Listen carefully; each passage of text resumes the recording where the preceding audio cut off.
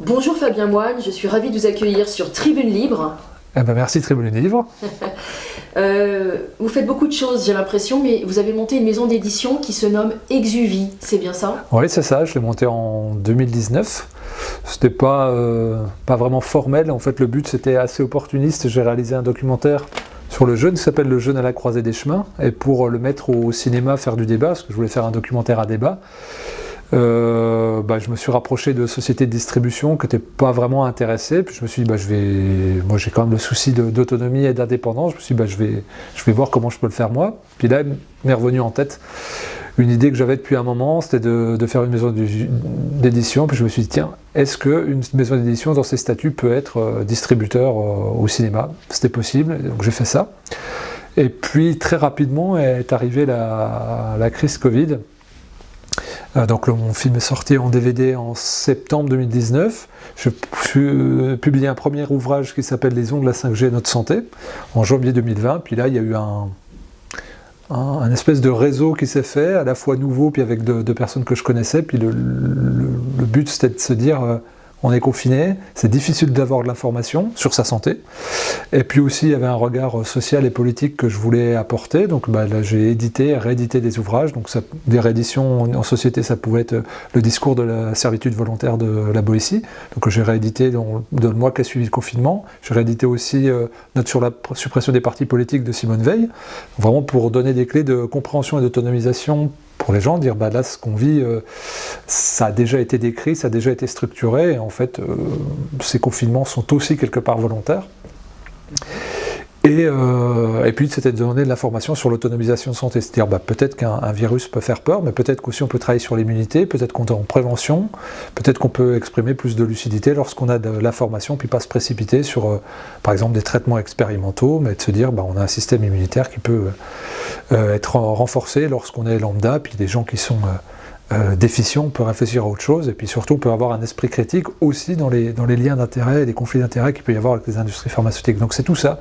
Moi au départ je suis éducateur de santé, donc c'est-à-dire que je reçois des gens en séance en consultation, en pratique de santé naturelle, notamment la naturopathie. Je me suis spécialisé dans le jeûne, c'est pour ça que j'en ai fait un livre. Je forme aussi des naturopathes dans 6 écoles de naturopathie. Et j'écris beaucoup, je fais pas mal de conférences, donc ma maison d'édition c'est devenu un lieu d'expression, un carrefour pour moi. Donc comme ça je suis libre, je sors les livres que je veux, je sors les documentaires que je veux, je fais les formations que je veux, et puis surtout j'invite les gens en qui je crois, et là on a sorti en 4 ans 45 projets, donc 6 documentaires et 39 ouvrages, donc c'est beaucoup plus loin que ce que j'avais imaginé, et je me laisse absorber par ça. Puis aujourd'hui je me positionne à la fois du côté de la santé intégrative et d'autres un regard complémentaire sur tout ce qui est, on va dire, social, philosophique, anthropologique. J'ai notamment édité Vincent Pavant, Mehdi Belhadj-Kassem, le docteur Louis Fouché, donc dans la collection politique pour, on va dire, société au sens large, pour amener ce regard complémentaire à ce que je développe au niveau soins et autonomisation. Voilà un petit peu le dessin qu'a pris Exuvie, et puis qui s'écrit encore avec différentes choses. Moi je crois beaucoup aux circonstances, et donc quand on choisit une voie d'autonomie, ça nous permet d'être assez souple et réactif. Exuvie, ça veut dire? Alors Exuvie, c'est un nom propre. J'avais ce nom-là avant de créer la maison d'édition. Je m'étais dit un jour j'aurai une maison d'édition, ça s'appellera Exuvie, et l'exuvie c'est l'enveloppe, la chrysalide que laisse un insecte après sa mue. Et donc il y a l'idée de transformation. Pour moi, un projet d'un auteur, c'est-à-dire un livre, un documentaire, en fait on met, quand c'est pas une commande, quand c'est animé par le cœur, on y laisse de nous, et donc c'est un projet qui nous transforme, et donc le livre devient une exuvie, en fait c'est une trace instantanée de qui on est, et puis du coup quand on va le redistribuer à des lecteurs ou des spectateurs, eux vont s'approprier cette œuvre-là qui est figée dans le temps, mais pour en faire aussi une exuvie, parce que quand on est transpercé par une œuvre, quelle qu'elle soit, elle nous change, et donc on devient autre, et cet objet symbolique devient la représentation de notre mue. Pour ça que des fois on va lire un livre à 5-6 ans d'écart, on va se dire je n'ai pas du tout compris, ou j'ai pas du tout compris comme ça. Le livre n'a pas changé d'une demi-virgule, par contre nous on a évolué au gré des rencontres frappantes, transperçantes qu'on a vécues, et donc l'ambition d'Exuvie, c'est de créer un schéma de métamorphose, de transmutation même, à la fois avec des auteurs engagés, puis aussi des lecteurs qui essayent de mettre la conscience sur des choses qui sont faites avec le plus de cœur possible. La rencontre entre Exuvie et Réinfo Covid a donc donné des choses assez intéressantes. Oui, parce que disons que moi dès le départ, dès le mois de mars, j'ai fait des vidéos sur YouTube. Quand ensuite j'ai entendu Louis Fouché en octobre 2020, je me suis dit, c'est pas possible autrement que de le contacter. Je lui ai proposé une interview et on a fait une interview de 6 heures d'affilée. Donc on s'est bien compris. Et on est resté en lien depuis. Il m'a dit, est-ce qu'on est en train de créer Réinfo Santé? Est-ce que ça te dit d'y participer? Puis voilà. Donc depuis 4 ans et demi, je coordonne avec d'autres personnes Réinfo Santé, qui est une émanation de Réinfo Covid sur la santé intégrative, donc qui donne la parole avec des approches pluridisciplinaires. Ça peut être des médecins généralistes, des chirurgiens, des oncologues, des médecins chinois, des médecins ayurvédiques, des naturopathes, des profs de yoga. En fait, le but, c'est de dire, on a tous une matière à apporter. Donc, c'est cette notion de collectif, toujours. Moi, c'est ça qui m'a plu. Moi, les assos, les collectifs, c'est pas trop mon truc. Mais le fait que ça reste un collectif avec des raisons d'être très carrées, qui soit moralement très saines, je pense que le temps a donné raison à ce collectif. Et voilà, on est toujours dans cette proposition-là. On a gardé le lien avec beaucoup de personnes. Je parlais de Vincent Pavant. Voilà, notamment, qui sont des rencontres avec Réinfo, puis d'autres personnes, et je pense que ça a touché beaucoup de monde. Ce qu'a semé Réinfo, pour moi, il y a une part d'historique, et du coup, on en voit encore les fruits aujourd'hui, donc c'est 4 ans et demi de parcours. Et c'est naturellement qu'il y a des acteurs, on va dire, autour, dont le message de Réinfo touchait, qui sont venus en concordance. Le fait de s'exprimer publiquement enlève des filtres. Je dis, voilà, là je sais que j'aurai une parole libre possible, je sais que je serai respecté, je sais qu'aussi il y aura un engagement total avec l'adhésion de mes propos. Éditer Mehdi Belhadj-Kassem, ou Vincent Pavant, ou Louis Fouché, c'est pas neutre, et donc pour moi, symboliquement, c'est de dire ce sont des voix qui portent, ce sont des gens qui sont extrêmement structurants au niveau de la pensée, qu'on soit d'accord ou pas avec eux, c'est des gens qui font tourner leur cerveau et qui amènent de la matière. Pour moi, il n'y a pas de vérité fondamentale, mais déjà, est-ce qu'on y croit et est-ce qu'on est volontaire à être exigeant? Et du coup, voilà, il y a Sonia Delahaye aussi, psychologue, qui a écrit un livre sur la maltraitance invisible des enfants pendant la période Covid. Donc j'ai essayé de documenter cela, tout en ne condamnant pas Exuvie à être uniquement une voix pour la dissidence. Le but, c'est de faire des liens. Donc il y a des gens très institutionnels aussi qui sont dans Exuvie, mais qui respectent les mêmes valeurs morales que j'ai décrites juste avant. Vous avez aimé leur courage? Ouais, c'est du courage, parce que Vincent Pavant, c'est le premier à avoir refusé de mettre le masque à l'université, il s'est fait virer. Louis Fouché s'est fait, lui, il a devancé la suspension. Donc ouais, c'est des gens pour qui j'ai du respect, parce que moi, j'ai pas eu ce choix de conscience-là à faire. Alors j'en profite, je montre, j'ai fait un bouquin sur les soignants suspendus, et j'ai appelé soignants d'avant-garde. C'est pour montrer que le courage est une vertu énorme.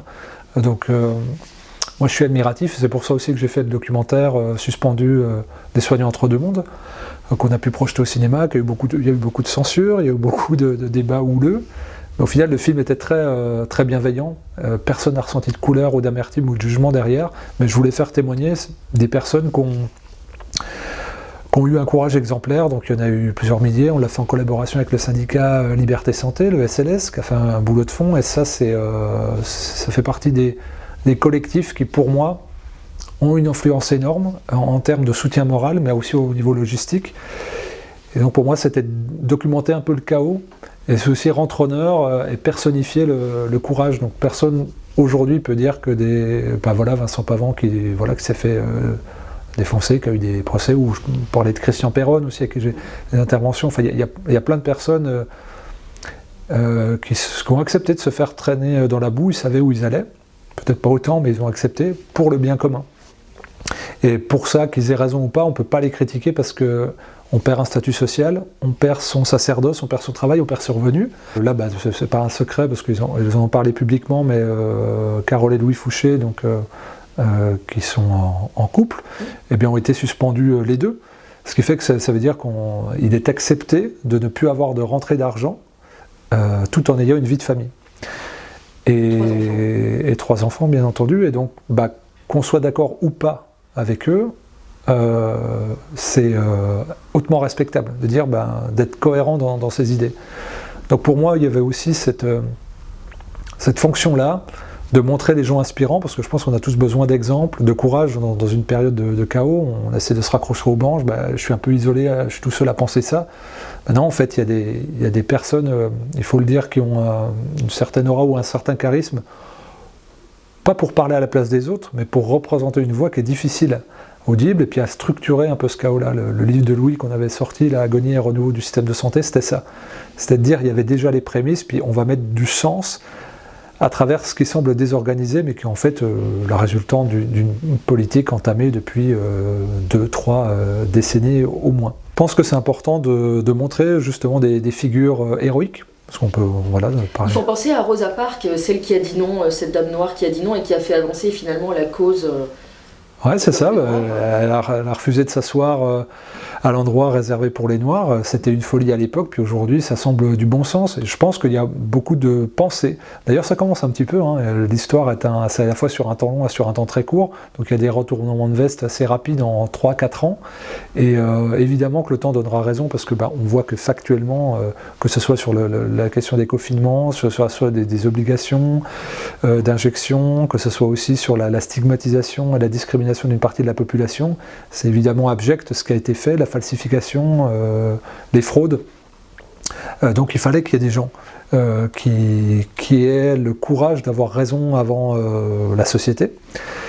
Et puis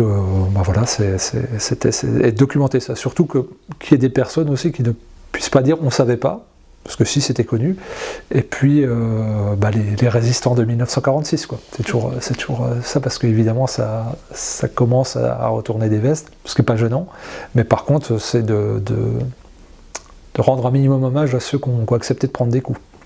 Qui avaient le courage et aussi une légitimité professionnelle dans leur domaine. Oui, c'est ça, parce qu'il y a beaucoup de personnes qui se sont exprimées, mais je parlais de Christian Perron tout à l'heure. On traite d'antivax, il était responsable de la politique vaccinale à l'OMS pour toute la zone Europe, c'est-à-dire à l'Oural, en Russie. Non, c'est pas un antivax. Sauf que c'est quelqu'un de terrain, donc on pouvait pas lui faire. Lui, il était dans le réel, il était avec les patients, il était chef de service, il a vu des dizaines de milliers de malades, donc on peut pas le traiter d'antivax parce qu'il n'a fait que ça. Donc, par contre, il avait une intégrité morale et puis une expertise qui permettait de dire ça peut pas passer. Moi, je travaille sur des vaccins qu'on met 10, 15, 20 ans à être développés, et c'est pas ce truc-là en 4 mois que je peux injecter avec une nouvelle technologie comme ça. Ça demande du temps, ça demande de l'expertise, et c'est pas d'être anti-vax que de dire cela, c'est d'être dans le facteur prudence. D'ailleurs, on peut le mettre en perspective avec ce qui se passe aujourd'hui. Cet hiver-là, tous les gens disent que la grippe les a bien plus tankés que le Covid d'il y a 4 ans. Et pourtant, c'est absolument pas médiatisé, et pas du tout. Donc il y a bien un problème. Donc on a tordu le réel à des fins qui sont plus politiques que bienveillante au niveau sanitaire. Et ça, les gens qui avaient la légitimité, comme c'était dit, pouvaient le dire, oui, je suis réanimateur, donc ça c'est Louis Fouché. Et en réa, non, c'est pas plein, clairement pas plein. Et en fait, oui, on injecte du Révétril aux petits vieux et c'est pas bon. Non, ceci n'est pas un vaccin, c'est un traitement expérimental, donc ne peut pas rentrer dans la norme. D'autres qui sont juristes ont pu aussi dire par le fait que c'est anticonstitutionnel. Bref, il y avait plein de personnes qui ont pu avoir la légitimité et se poser en expert et puis amener un dissensus. C'était tellement minoritaire que ça semblait écrasé, mais pour autant, les informations, elles ont existé. Vous avez publié des livres sur ces sujets polémiques, je veux dire les effets secondaires par exemple? Non, ça je ne l'ai pas fait. Il y a d'autres éditeurs qui l'ont fait, comme Très Daniel l'a fait, les éditions Marco Pieter l'ont fait. Moi, on m'en a proposé. En fait, il y avait le temps de l'information.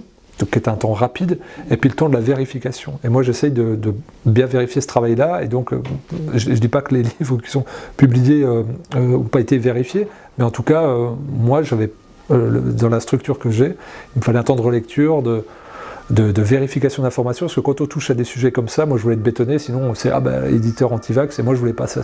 Si on en parle, il faut le faire bien, parce que malheureusement, si on est un peu connoté anti-vax ou pas médical, la moindre virgule près, on se fait défoncer, alors qu'on peut dire, comme Véran, 95% sur efficace, on se fera jamais reprendre dessus, alors que c'était factuellement faux, donc c'était une vraie fake news, et on n'a pas la chance d'être subventionné comme les fact-checkers avec le fonds Marianne, et avec des grandes largesses pour dire des conneries. Donc du coup, non, j'en ai pas publié. Et là maintenant ça m'intéresse plus trop. Alors je relais toujours sur des canaux ce travail-là qui est fait par d'autres qui le font sans doute mieux que moi aussi. Moi je reste sur la santé. Par contre, oui, j'essaye de donner de l'écho à cela. Comme il y a des plateformes d'écoute qui ont été montées, j'essaye de donner de l'amplitude et des soutiens pour pas laisser les gens dans le vide, parce qu'il y a énormément de souffrance avec ses effets secondaires. Et puis voilà, j'en parle d'ailleurs dans mon bouquin sur les soins suspendus, de dire une petite part sur les médias. Je dis tiens, le seul endroit où on parle des effets secondaires et des soins suspendus, c'est touche pas à mon poste. Parce qu'en gros, le grand théâtre un peu spectaculaire, c'est le seul endroit où les sujets très sérieux de société ont pu s'exprimer. Donc j'y vois une ironie. Moi, j'aime beaucoup Guy Debord. La société du spectacle. Voilà, ouais, donc c'est vraiment le situationnisme, c'est quelque chose qui me touche beaucoup. C'est pour ça que c'est comme ça qu'on s'est rencontré avec Mehdi Belhadj-Kassem, qui est philosophe, et que voilà, donc évidemment ce côté spectaculaire des choses, c'est extrêmement cynique. Donc j'essaye d'en parler comme je peux, mais moi je suis pas expert non plus. Je pense que c'est bien que ces choses-là scientifiques restent avec les scientifiques, mais par contre si je peux leur donner de l'impulsion, je le fais avec grande joie parce que je vois bien que la souffrance que ça déclenche. Donc finalement, être éditeur, ça vous aide à vous cultiver et à en savoir de manière assez transversale. De toute façon, je ne sors aucun livre que je n'aurais pas moi-même acheté à titre personnel. C'est mon critère de sélection éditoriale, c'est est-ce que j'aurais mis 20 balles dans ce bouquin ? Et donc si c'est oui, je le sors. Donc j'ai pas de problème à dire, je ne me rémunère pas avec ma maison d'édition, c'est un choix. À la fois un choix pragmatique parce que je suis indépendant, donc forcément l'argent ne coule pas à flot. Et donc s'il y a bénéfice, je préfère le réinvestir. Puis surtout ça me permet d'avoir... J'ai pas de conflit d'intérêt avec moi-même. Si on me propose un bouquin qui potentiellement pourrait bien marcher, je vais pas le faire, même si je suis quand même tendu à avoir, faut rembourser, il y a des crédits quand même dessus, il y a des frais, mais la première donnée, c'est est-ce que moi je l'achèterais pour mon compte perso, pour faire grandir ma connaissance. Donc bien sûr qu'il y a je le vois un peu comme une grande famille, Exuvie, la plupart des auteurs, je suis assez proche d'eux, et le fait justement de se mettre en avant avec ces idées, ça fait... Il y a des auteurs que ça effraie, qui vont dire je préfère pas aller, tu comprends, la façon dont tu as parlé, tu t'es exposé, je dis ouais, je comprends. Puis il y en a d'autres, ça va faire venir, tu es un petit éditeur indépendant, j'ai des grosses maisons d'édition, mais je vais aller te voir toi parce que ça participe à ce que moi je veux construire. Donc je suis très heureux de cette façon de fonctionner, et moi, de manière opportuniste, en tant que réalisateur et auteur, je fais ce que je veux. Donc c'est ma plateforme d'expérimentation, on va dire. Vous publiez aussi, donc vous vous intéressez aussi aux jeunes, à la respiration, à des médecines différentes. Ouais, des approches complémentaires. Donc moi, mon dernier bouquin a sorti il y a un mois et demi, c'est Jeûne et respiration, avec Leonardo Pelagotti. Donc moi, j'ai été formé au jeûne par Désiré Mérien, qui est le biologiste en France qui a le plus travaillé sur le jeûne. Il a accompagné plus de 30 000 jeûneurs sur une 50aine d'années. Donc il m'a formé, et je suis l'héritier de son travail, c'est pour ça que je l'ai réédité aussi. Donc moi j'ai beaucoup creusé ce sillon-là du jeûne, de la respiration aussi. J'ai été formé en Inde au pranayama, par Désiré Mérien à la biorespiration, par le docteur David Oer à la cohérence cardiaque. Donc j'essaie de distribuer ces outils-là d'autonomie et gratuits, que ce soit le jeûne ou la respiration, pour travailler sur le système nerveux, puis l'autonomie. Et le but c'est de dire aux gens, on peut, et du côté de la prévention et de l'accompagnement thérapeutique, avoir un grand intérêt à modifier son regard sur des pratiques qui paraissent anodines, mais qui sont extrêmement puissantes. Et donc forcément, Exuvie va à ce côté un peu niche, sur des sujets techniques. Là, on est à un congrès sur l'homéopathie, je viens aussi, mon prochain documentaire, ça va être sur l'homéopathie. Et j'aime les niches, Et j'aime surtout les gens passionnés et qui arrivent à amener en plus de résultats une façon de percevoir le monde et la santé de manière intégrative, avec une complexité qui fasse en sorte qu'on se dit oui mais, il y a toujours des cas spécifiques parce qu'en fait nous sommes des humains spécifiques. C'est ça qui me plaît, c'est de voir la notion de particularisme. Et donc plus il y a d'approches, plus il y a de techniques, plus il y aura de possibilités pour l'individu d'être pris en charge ou de s'autonomiser dans sa prise en charge. Et pour moi, le jeûne et la respiration, c'est les deux pierres angulaires de base qu'il faut mettre en place dans son quotidien. Vous êtes un esprit curieux et vous testez donc sur votre propre corps ces techniques. Oui, oui, bien sûr. Alors en apprenant, bien sûr, quand on est formé, on expérimente, il faut passer sur le corps. Donc depuis 15 ans, je jeûne extrêmement régulièrement. La respiration, c'est évidemment du quotidien. Et après, surtout, c'est d'avoir été mentoré, accompagné, d'avoir été formé, puis observé. Donc il y a les deux, il y a la théorie, l'apprentissage laborieux, et puis la pratique, à la fois individuelle, mais qui en fait ne peut pas être décorrélé d'une pratique autre. Justement, je parlais de singularisme. Donc ce qui va me convenir à moi ne va pas convenir à l'autre, et ce qui me convient à moi à un moment donné de ma vie va moins me convenir parce que je serai dans une autre dynamique. Là par exemple, j'ai besoin de beaucoup de repos, c'est pas le temps de jeûner. Mais quand j'ai beaucoup d'énergie, là je peux plus jeûner. Donc c'est pour ça que dans ce livre-là, c'est un livre d'expertise, aussi de transmission. C'est de parler de... Il y a des moments dans la vie où on doit être vers l'extérieur, puis d'autres on doit être plus vers l'intériorité. C'est pour ça qu'on a mis 14 exercices. Il y a des fois on va respirer pour se dynamiser, puis d'autres pour s'apaiser. On ne va pas respirer de la même façon quand on est anxieux, angoissé ou stressé que quand on a envie de se dynamiser en se levant le matin. Donc c'est d'inviter aussi à s'écouter, c'est-à-dire d'avoir la sagesse patiente à être à son propre contact pour déterminer ce qui est bon ou pas pour nous à partir d'informations éclairantes par des, entre guillemets, spécialistes. Et vous avez le goût du voyage également? Ouais, beaucoup, hein, parce que justement, toujours dans cette dynamique d'apprentissage, donc j'ai beaucoup voyagé. Je parlais de l'Inde tout à l'heure, où je m'y suis formé pendant plusieurs semaines à l'Ayurveda, mais dans d'autres endroits du monde, ou simplement comprendre les mécanismes humains, voir comment, dans des réseaux reculés de l'Atlas, où le premier médecin à 8 heures, comment on soigne. Même chose en Guadeloupe avec le système de santé moribond, comment on fait. Donc j'ai beaucoup été en Guadeloupe, j'ai fait beaucoup de stages, j'ai formé beaucoup de praticiens là-bas. À Taïwan, où j'ai donné des conférences, donc là c'est plus une approche avec la médecine chinoise, donc comment est vécu et perçu la maladie. Donc ouais, j'aime ça, parce qu'on est souvent très anthropocentré. Quand on parle d'une façon, là évidemment quand je parle, c'est d'un point de vue occidental, mais presque franco-français.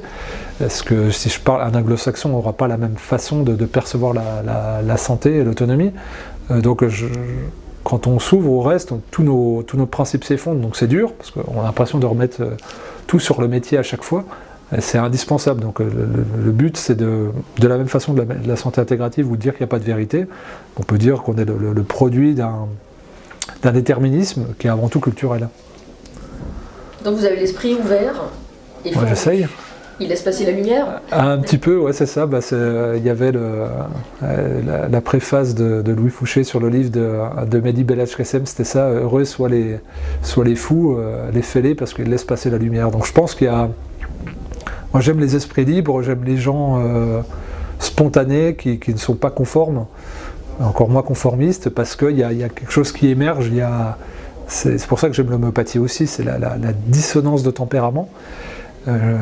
Tout ce qui sort du cadre est intéressant en fait, et c'est bon à prendre, et c'est là qu'il y a la valeur de l'individu, et c'est sur des états anecdotiques, sur des passions, sur des lubies, sur des obsessions qu'on va voir la profondeur et l'âme de la personne, et moi c'est ça que j'aime voir, et en fait il faut se mettre dans un inconfort, comme le jeûne et la respiration. C'est pour ça que le livre parle d'hormèse, c'est d'inconfort. Si on se met dans une position d'inconfort, et la période qu'on vit est inconfortable si on accepte de la voir en face, et ça nous offre des perspectives beaucoup plus enrichissantes. Alors, en effet c'est âpre, ça frotte, ça brûle, ça pique, mais c'est se sentir en vie. Et le fait de se conformer, de s'éteindre quelque part, on se sent plus vivant, on va devoir fonctionner avec des stimulants ou des altérants, comme une camisole psychique pour supporter le réel, et on voit bien qu'on n'est plus en face, qu'on ne vibre plus, la petite lumière intérieure elle s'éteint, et puis on va se raconter une histoire avec une société marchande en satisfaisant de plaisir, on va faire un coup de Netflix, un coup d'Uber, un coup d'alcool, un coup de vapoteuse ou un coup de voyage last minute. Mais ça sera temporaire parce qu'on a un spleen qui va s'installer à l'intérieur de nous. Donc, quand je parlais de figure héroïque tout à l'heure, c'est des gens qui rallument la flamme. Des individus qui leur disent c'est possible. N'ayons pas peur, osons, stimulons-nous. Il y a des fois on se plante, mais c'est pas grave, au moins on est heureux d'avoir vécu. La pire des choses, c'est les regrets. Je pense que le plus grand mal qu'on vit, c'est la dépression. C'est la fatigue chronique. En fait, c'est deux choses qui montrent que l'énergie ne circule pas au bon endroit. Et dès qu'on prend ces personnes-là, qu'on leur met dans le contexte qui leur convient à eux, dans une zone qui leur est joyeuse, elles se transforment. Et donc, c'est autant un problème physiologique que psychologique et émotionnel, et je dirais même spirituel, parce que c'est la quête du sens qui vient questionner tout ça au fin du fin. Et donc, quand on va jeûner, quand on va respirer, c'est ça qu'on va chercher dans cette introspection physiologique et biologique. On va chercher à se sentir, à se contacter, à voir comment ça bouge, comment ça vibre, comment ça crépite à l'intérieur, pour ensuite se déployer en retour. Et donc on va oser, parce qu'on va voir que cet état-là, déjà il est possible, que sans doute il peut encore s'amplifier, mais que ça va demander à faire un effort. Et l'effort, en fait, c'est est-ce que je suis capable de supporter le regard de l'autre ? Et si on arrive à résoudre cette question, au final, on retrouve une liberté extraordinaire. Et puis en plus, on va pouvoir s'agréger à des personnes qui sont aussi singuliers que nous, qui sont différents, qui sont peut-être un peu tordus comme nous on peut l'être dans certaines situations. Mais par contre, on va prendre un chemin, un itinéraire bis, un peu plus caillouteux, mais qui offre des perspectives, des points de vue beaucoup plus radieux. Et vous étiez déjà un exploreur quand vous étiez un jeune homme ? Pas vraiment, moi je suis pas du tout même, je pense que c'est justement cette non-exploration qui a conduit à la contraction, plus à l'explosion. Moi je viens de la campagne, un petit village de 150 habitants en Haute-Saône, et voilà, je partais pas spécialement en vacances, j'avais pas d'ouverture culturelle sur le monde, pas de théâtre spécialement, de cinéma ou de bouquins, donc c'était une vie très traditionnel au contact de la nature, et après cette envie d'apprendre, en fait quand on a faim, quand on jeûne, on redécouvre le goût des aliments. Et je pense qu'il y a des personnes qui dans leur confort ont beaucoup de choses, mais ont perdu le goût et la saveur par opulence. Je suis convaincu que la frustration crée une tension juste qui permet à l'individu d'avoir faim. D'avoir faim de découverte et puis de trouver du sens dans tout ce qu'il va faire. Donc moi je pense que c'est ça. Une fois j'ai réfléchi pour ça. Quand je vous dis que j'aime l'homéopathie, c'est tout ça qui se raconte. Et une fois j'étais en formation sur une approche qui n'a rien à voir, mais avec un berger. Et tiens, c'est particulier, le berger, il était tout seul. Puis on parle, gros bourru, la barbe, on parle pas trop, donc on échange 3 mots. Je ne sais pas comment ça arrive sur la discussion, il me dit moi quand j'étais petit, j'étais gardé dans un parc, vous savez les parcs d'1 mètre carré là dans lesquels on met les gosses, et puis il me dit je voyais l'extérieur, et je dis ça y est j'ai compris, ça c'était son état névrotique de base, c'était son trauma visuel et ressenti d'enfant, et qu'est-ce qu'on fait ? On ouvre la barrière et qu'est-ce qu'on fait ? On garde des animaux en pâture, en grande liberté, et nous on se sent libre, et je pense qu'il n'aurait pas, c'est mon point de vue, je peux me planter, mais à travers le peu que j'ai senti de son existence, je pense que ce trauma ressenti, qui est tout à fait personnel, d'enfermement, a permis une grande liberté derrière. Donc je suis beaucoup sur ces notions d'équilibre. En fait, on se met toujours, les gens disent qu'est-ce qu'ils font ensemble, ce couple-là, que ce soit un couple amoureux, un couple professionnel, un couple amical, pourquoi elle habite là ? En fait, on est tout le temps à trouver son point d'équilibre. Et plus on va avoir des pratiques un petit peu extrêmes, plus le point de déséquilibre est intense derrière, mais il est tellement personnel, il est tellement intime, que même parfois la personne ne sait même pas le contacter. C'est tout le jeu justement de se mettre en mouvement introspectif, seul ou avec des praticiens, on va dire chevronnés. Mais moi c'est ça qui me plaît dans la vie, c'est d'observer les individus, se structurer par eux-mêmes, et puis si possible modestement, avec ce que je peux publier, ce que je peux produire moi-même, essayer de leur dire voilà des étapes pour peut-être que des fois dans les équilibres, on va se cracher. l'alcool est un équilibre, la drogue est un équilibre, l'insomnie est un équilibre, enfin tous les excès vont déstructurer à terme. Par contre, ça permet de toucher quelque chose, ça permet de mettre en mouvement, mais de la même façon que la colère est mobilisatrice, au bout d'un moment, elle va détruire. Mais c'est bien qu'une action extrême mette en mouvement, mais après, le but, c'est quand même de revenir dans un yin-yang assez harmonieux, qui fasse que on apprend de l'existence, puis on travaille surtout sur un temps long. La vie, c'est plus une course de fond qu'un déploiement explosif, même s'il y a des fulgurances bienvenues. Quels sont vos projets ? Les projets, il y en a plein. Il y a des projets d'écriture. Là, j'ai 5 bouquins en cours d'écriture et 2 documentaires. Donc, les documentaires, c'est sur Albert Claude Kemoun, qui est un très grand homéopathe. Donc, un double documentaire où je vais faire un financement participatif pour qu'il soit diffusé gratuitement. Un autre documentaire que j'ai entamé il y a 6 ans sur l'hygiénisme, qui s'appellera La Voix de la Nature. Et d'autres ouvrages toujours sur le jeûne, et d'autres sur la posture du praticien de santé, puis d'autres plus sociologiques, anthropologiques, notamment sur la concurrence entre l'IA et le praticien. Donc là, c'est, on va dire, sur l'éthique du soin et le transhumanisme. Et puis un autre qui est sur l'eugénisme social qu'on a vécu et qui est en train de se mettre en place. Voilà, justement avec certaines injections, et puis sur la société du désir, où là ça fait référence à Kluskar. Le crédit social aussi ? Oui, bien sûr, sur le crédit social. Donc voilà, ça c'est je pense, là j'ai beaucoup écrit là-dessus sur les 2 derniers jours. Je pense que c'est un opuscule, plutôt comme celui-là, c'est à mi-chemin entre l'essai et le pamphlet. J'aime beaucoup cette forme-là. Soignant suspendu, citoyen d'avant-garde. Voilà, puis fractal et chaos d'une société nouvelle, donc c'est un petit format, un peu à l'ancienne, un style libre, il n'y a pas de plan, on y va. Et donc là, voilà, sur cet aspect-là, j'aimerais, c'est un moment que je structure des choses. Donc là, c'est en train d'être produit, donc beaucoup de choses qui viennent. Et voilà, puis surtout les rencontres, et puis de publier d'autres ouvrages toujours. Eh bien, vos auteurs seront les bienvenus sur Tribune Libre. Voilà. Et vous à nouveau également. Merci beaucoup Fabien Moine. Merci à vous pour la tribune.